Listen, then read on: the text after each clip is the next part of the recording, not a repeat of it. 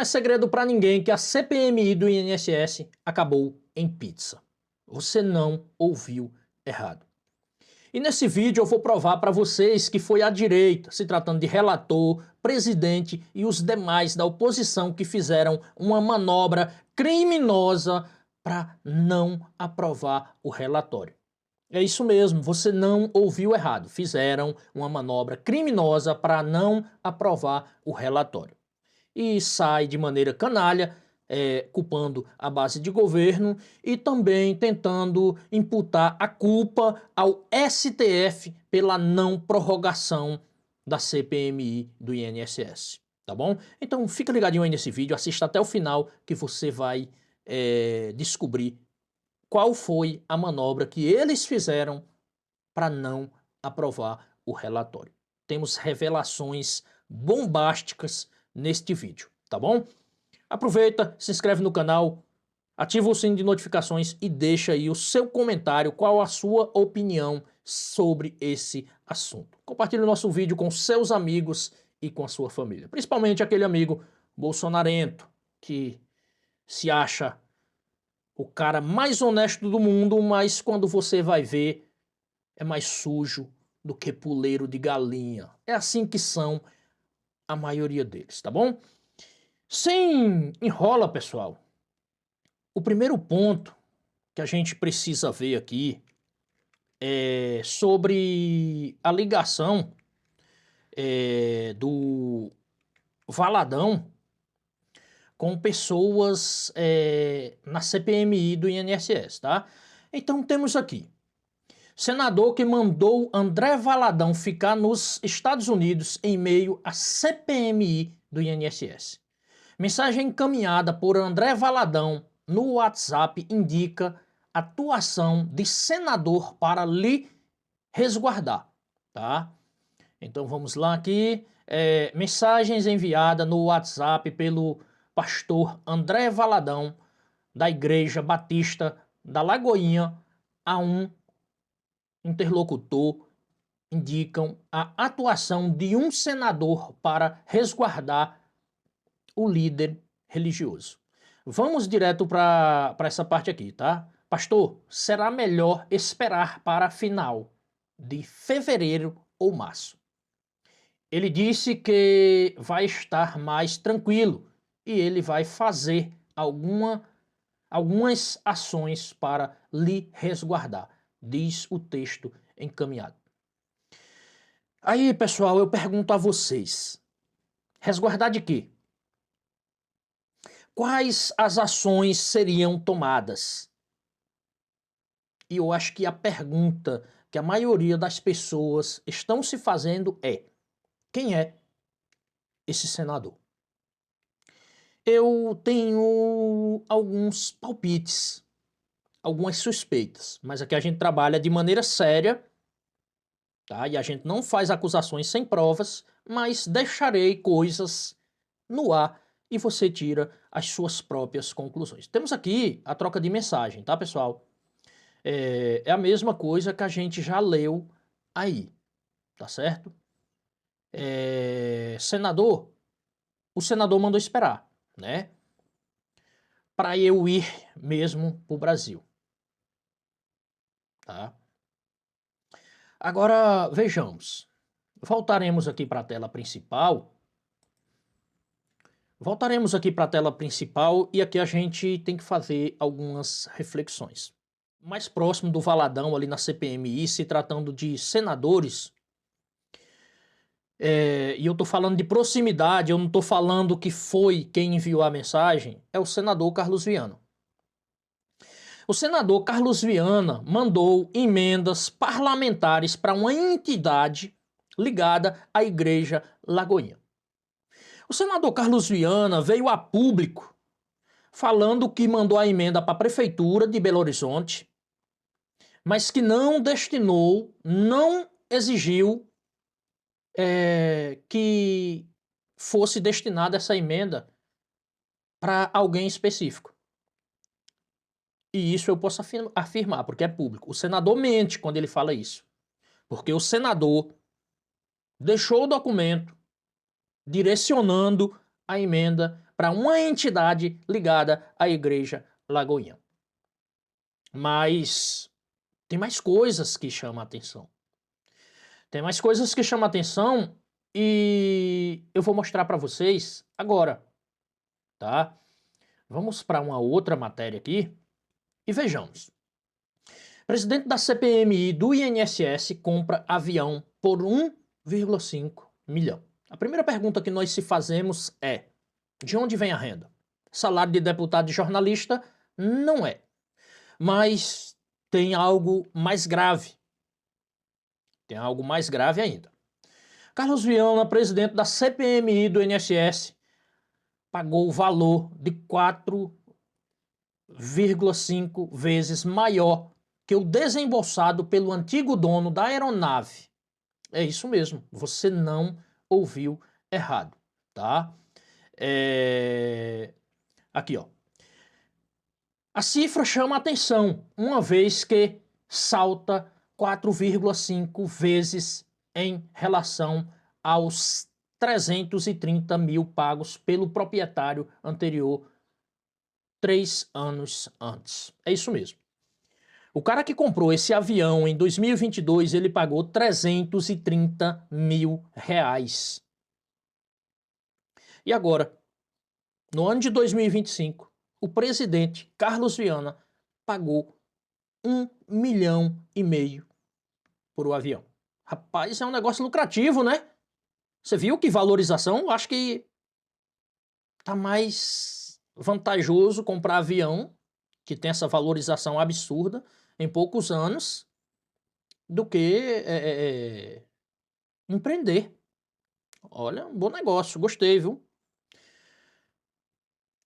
Tá aqui, ó.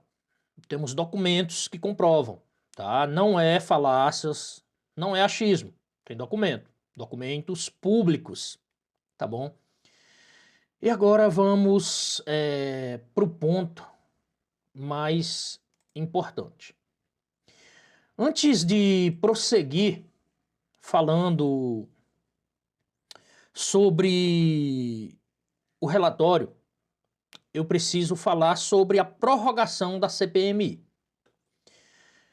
Os bolsonaristas mandaram, o presidente da CPMI, para ser mais específico, mandou um documento para o presidente do Senado, Davi Alcolumbre, solicitando a prorrogação da CPMI.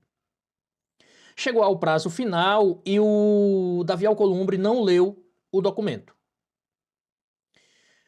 E o presidente, junto com os demais radicalistas da direita, entraram com um mandado de segurança no STF, solicitando a adiação, a prorrogação da CPMI. Antes de continuar com a história do STF, eu quero relembrar que é comum a gente ver a ala bolsonarista reclamando, dizendo que o STF está interferindo nas decisões do Congresso Nacional.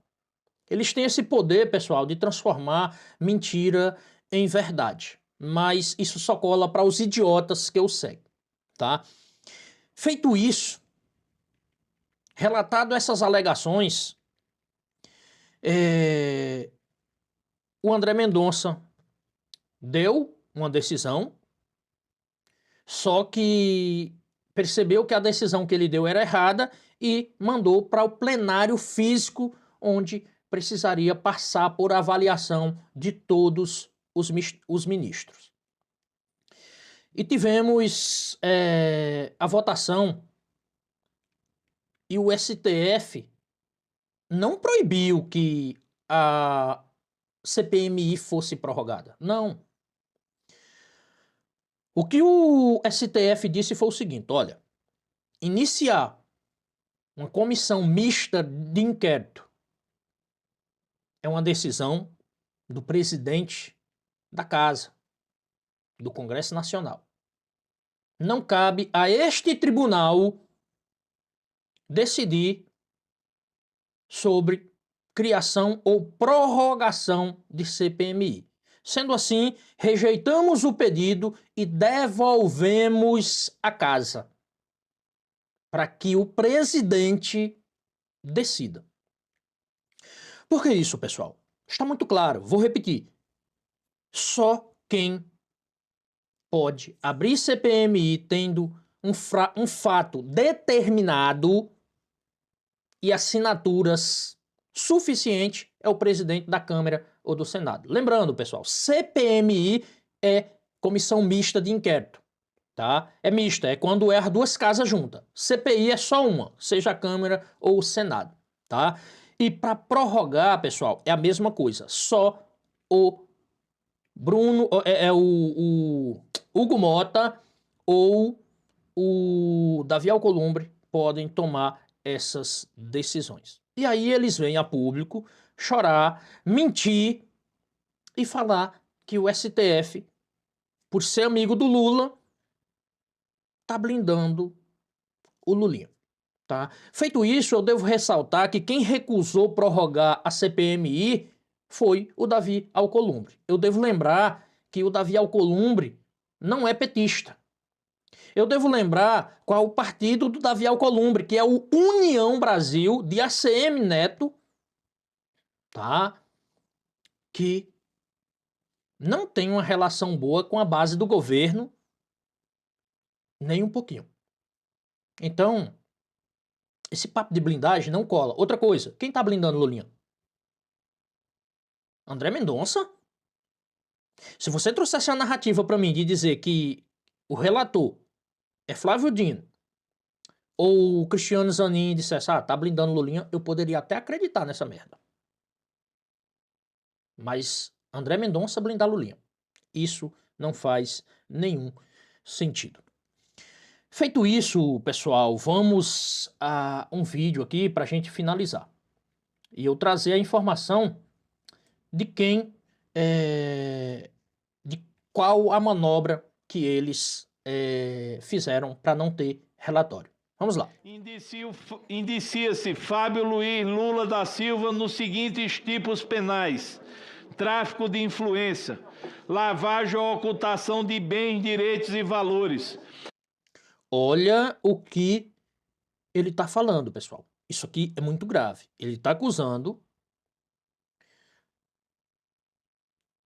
o Fábio Luiz, conhecido como Lulinha, de ocultar algo.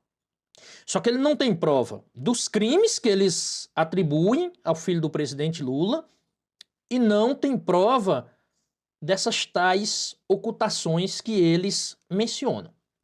Vamos prosseguir. Organização criminosa, participação em corrupção ativa, à luz de todo o exposto e considerando a gravidade dos elementos reunidos ao longo das investigações conduzidas por esta.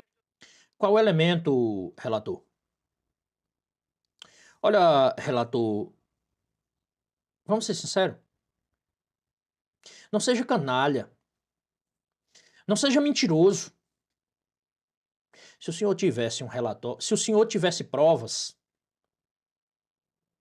o senhor não ia perder a chance de mostrar. Então, relator, o senhor é um mentiroso. O senhor é um relator parcial, tá? Que fez tudo isso por uma vaga no PL de Valdemar da Costa Neto. Tá? Calma, viu, pessoal? Esse não é o motivo pelo qual eles não queriam um relatório aprovado. Essa não é a manobra, tá? Não se apressem. Vamos voltar. CPMI e pelos órgãos de controle conclui-se pelo indiciamento de Fábio Luiz Lula da Silva pelos crimes acima citados. Os indícios demonstram que Fábio Luiz não figurou como mero espectador das atividades criminosas de Antônio Carlos Camilo Antunes. Ao contrário, há elementos robustos que apontam para uma atuação... Qual? Fulano viu, fulano falou. Eu devo lembrar ao relator que movimentações bancárias se provam com extratos bancários. Tão consciente e interessada em que o capital político representado pelo sobrenome presidencial era monetizado por meio de uma engenharia de interposição de pessoas e empresas. Olha, a viagem do filho do presidente, juntamente com o Antônio Carlos Camilo Careca, do INSS, já era do nosso conhecimento há muito tempo. Nós temos uma testemunha que foi quem organizou toda a viagem e organizava os pagamentos. Essa pessoa foi muito detalhista, nós encaminhamos essa testemunha para a Polícia Federal, que prestou vários depoimentos e que gerou, inclusive, várias operações da própria polícia na apreensão de carros de luxo, iates, essas coisas todas. Bem, vamos deixar claro para o país o seguinte: eu não posso dizer que o filho do presidente, Fábio Luiz da Silva, tem a culpa. Por quê? Porque nós não temos... Bem, vamos deixar claro para o país. Eu não posso dizer que o filho do presidente Lula tenha culpa. É o relator, é o presidente da CPMI que falou. Isso foi uma semana antes. Durante essa semana, até o relatório final da CPMI, não houve nenhum fato novo. Nenhum fato novo. Sobre a viagem que o presidente da CPMI falou, ele mente que a quebra de sigilo das operadoras aéreas não foram quebradas. Foi quebrado. Tá? E o próprio filho do presidente Lula assumiu que fez a viagem, que estava interessado em uma sociedade, mas o Careca foi a convite dele. Isso quando o Careca ainda passava uma imagem para o Brasil de um empresário sério. Tá? Era um galpão para produção de cannabis medicinal. Tá? Foram lá, viram o tal galpão, a sociedade não deu certo, voltaram para o Brasil e não houve mais contato. Tá certo? Vamos prosseguir aqui. A prova, a base do governo não nos deixou quebrar o sigilo, nem nos deixou, por exemplo, ter a lista de viagens pela ANAC. Houve uma blindagem. Houve a quebra de sigilo bancário também. Não foi encontrado nenhuma ligação com a CPMI do INSS. Inclusive, bolsonarista saiu compartilhando por aí que o Lula movimentou 19 milhões nas contas deles. Se o sigilo não foi quebrado, como foi que eles ficaram sabendo dessas movimentações? Então, assim, se eles queriam mentir, eles deveriam não sair vazando informações sigilosas. Se não encontrou crime, não tem que vazar. Então, eles mesmos entram em contradição. E aqui eu preciso, pessoal, fazer trazer uma informação sobre essas movimentações de 19 milhões. Entenda o seguinte, cidadão. Você recebe R$1.000 em uma conta do Banco do Brasil, tá? Se você transferir esse dinheiro da sua conta do Banco do Brasil para a sua conta do Bradesco, para o COAF, você já movimentou R$2.000. Se você movimentar para a conta da conta do Bradesco para a conta do Itaú, você já movimentou R$3.000 para o COAF. Se você transferir para outra conta, vai ser 4 e assim por diante, tá? É assim que o COAF identifica essas movimentações financeiras. Eu acho errado, não concordo, mas é assim que funciona, ok? Por parte do governo em relação a isso. O que nós temos de evidência é uma testemunha foi clara em dizer que o filho do presidente recebia mesadas do Careca do INSS. Se o filho do presidente... Então, presidente, falar não é suficiente, que é o que nós temos. Uma testemunha que disse que ele recebia, mas não provou. Então, quer dizer que o fato, e é só uma analogia, quer dizer que o fato de eu dizer para o senhor, acusar o senhor de ladrão de banco, torna o senhor no ladrão de banco? Não. Se eu fizer uma acusação leviana desse tipo, eu tenho que provar que o senhor é ladrão de banco. Tá? Senão, não passa de palavras jogadas ao vento. E, pessoal, o fato de não ter aprovado um relatório, a manobra, primeiro, é que o líder da oposição, o senador Rogério Marinho, a primeira coisa que ele fez quando chegou à CPMI foi pedir a palavra para dizer que não aceitariam, em hipótese alguma, votos inseparados. Tá? E a segunda questão, pessoal, é que eles colocaram o filho do presidente Lula no relatório sem nenhuma prova. E eles colocaram o filho do presidente Lula no relatório, não foi porque acham que ele é culpado ou tem como provar que ele é culpado, não. Eles colocaram porque eles sabiam que a base do governo jamais aprovaria esse relatório. E aqui cabe refutar que a esquerda não aprovou o relatório, não é para defender ninguém, não se trata de blindagem, mas sim de responsabilidade, de não acusar as pessoas, de não punir as pessoas sem prova. E por que a direita fez isso? A direita fez essa manobra suja para não ter um relatório aprovado, porque se for mexer, eles vão provar do próprio veneno, porque eles estão envolvidos até o pescoço. Nós temos o senador Exalci Lucas servindo de chofé para o presidente da Conafé. Nós temos dinheiro, nós temos documentos do Procon que provam denúncias em 2019, tá certo? Então, infelizmente, a intenção nunca foi investigar, mas sim distorcer os fatos. E no final nós tivemos 2 relatórios recusados, tá? O cenário é o seguinte: um relator que entrou pela porta da CPMI de manhã como herói, no decorrer do dia, saiu de lá com uma acusação por estupro, e aqui eu não estou acusando ninguém, eu estou apenas narrando o que foi dito na CPMI. Cabe às autoridades competentes investigar e punir o culpado se ficar provado que o ato ocorreu, ou então punir os outros por denunciação caluniosa, tá certo? E esse eu posso afirmar, saímos com 2 relatórios reprovados, negados de maneira proposital na intenção de blindar bandido e o seu chiqueirinho político. Eu sou Newton Castro e este é o NCR Agora. Até o próximo vídeo. Já ia esquecendo, manda esse vídeo para os seus amigos e para sua família. Não esquece de deixar sua inscrição, ativar o sino de notificações e deixar sua opinião aí nos comentários aí embaixo.